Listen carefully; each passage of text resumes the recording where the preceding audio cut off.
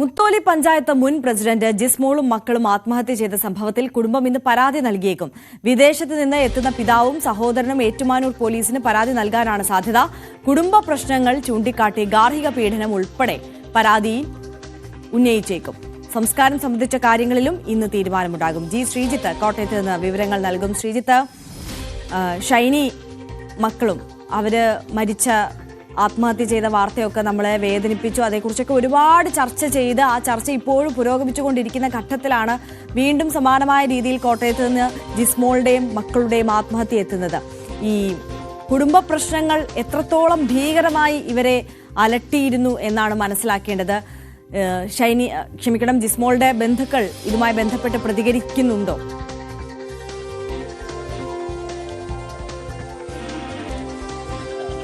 ബന്ധുക്കൾ പോലീസിന് ചില മൊഴികൾ നൽകിയിട്ടുണ്ട്. പക്ഷെ അത് ചില കേട്ടുകേൾവികളുടെ അടിസ്ഥാനത്തിലുള്ള മൊഴികൾ മാത്രമാണ്. എന്തായാലും പിതാവും സഹോദരനും ഒക്കെ ഇന്ന് എത്തുന്നുണ്ട്. അവരുടെ നിലപാടാണ് ഇക്കാര്യത്തിൽ നിർണായകം. ഇന്ന് രാവിലെ ഏതാണ്ട് 10 മണിക്കോടെ അവർ കേരളത്തിലെത്തും. ഉച്ചയോടെ പാലായിലെത്തും എന്നാണ് മനസ്സിലാക്കാൻ സാധിക്കുന്നത്. ഒരുപക്ഷെ പാലാ പോലീസ് നേരിട്ടെത്തി അവരുടെ മൊഴി രേഖപ്പെടുത്തി ആ മൊഴിയിൽ ഈ കുടുംബത്തിനെതിരെ ഭർത്തൃ കുടുംബത്തിനെതിരെ എന്തെങ്കിലും ആരോപണങ്ങളുണ്ടെങ്കിൽ അതനുസരിച്ച് ഭർത്തൃപീഡനം അടക്കമുള്ള വകുപ്പുകൾ, ആത്മഹത്യ പ്രേരണ അടക്കമുള്ള വകുപ്പുകൾ അതിൽ ചേർത്തുകൊണ്ട് അന്വേഷണം നടത്താനുള്ള സാധ്യതയുണ്ട്. പക്ഷേ ഇക്കാര്യത്തിൽ അന്തിമമായ വ്യക്തത വരേണ്ടത് ആ കുടുംബത്തിന്റെ നിലപാടനുസരിച്ചാണ്. അടുത്ത ബന്ധുക്കൾ നൽകുന്ന സൂചന അനുസരിച്ച് ഇവർക്ക് പരാതികൾ ഉണ്ട് എന്നുള്ളത് തന്നെയാണ്. ഒപ്പം തന്നെ വളരെ പ്രധാനപ്പെട്ടതാണ് എവിടെയാണ് സംസ്കാരം നടക്കേണ്ടത് എന്നുള്ളത്. നീറിക്കാട് പള്ളി, അതായത് ഈ ഭർത്താവിന്റെ പള്ളിയുണ്ട്. ഒപ്പം തന്നെ ഈ ഭാര്യയുടെ, അതായത് ഈ ജിസ്മോളുടെയൊക്കെ പള്ളി വള്ളിച്ചിറയിലാണ്. ക്നാനായ സമുദായ അംഗങ്ങളാണ്. അപ്പോൾ അവർക്കിടയിൽ എവിടെ സംസ്കാരം നടക്കണം എന്ന സംബന്ധിച്ചുള്ള ആശയവിനിമയം നടത്തി വരുന്നുണ്ട് കുടുംബം.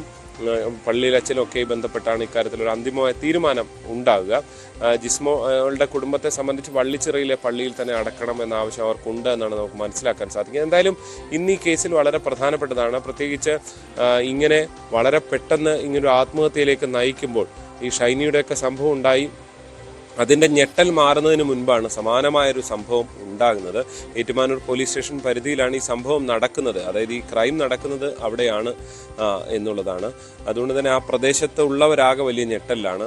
അത്രയും വേദനാജനകമായൊരു സംഭവം കൂടിയാണ്. 2 കുഞ്ഞുങ്ങൾ വളരെ വേദനയോടെയാണ് ബന്ധുക്കളും നാട്ടുകാരും ഒക്കെ ഇവരുടെ മരണവാർത്തയെ സ്വീകരിക്കുകയും ചെയ്തത്. എന്തായാലും ഇന്ന് രാവിലെ ഏതാണ്ട് ഉച്ചയോടുകൂടി ഇക്കാര്യത്തിൽ ഒരു അന്തിമ വ്യക്തത വരും. ഈ കുടുംബാംഗങ്ങൾക്കെതിരെ, അതായത് ഭർത്തൃ വീട്ടുകാർക്കെതിരെ പരാതി ഉണ്ടോ എന്ന കാര്യത്തിൽ ഇന്നറിയും. തീർച്ചയായും ജി ശ്രീജിത്താണ് വിശദാംശങ്ങൾ നൽകിയത്.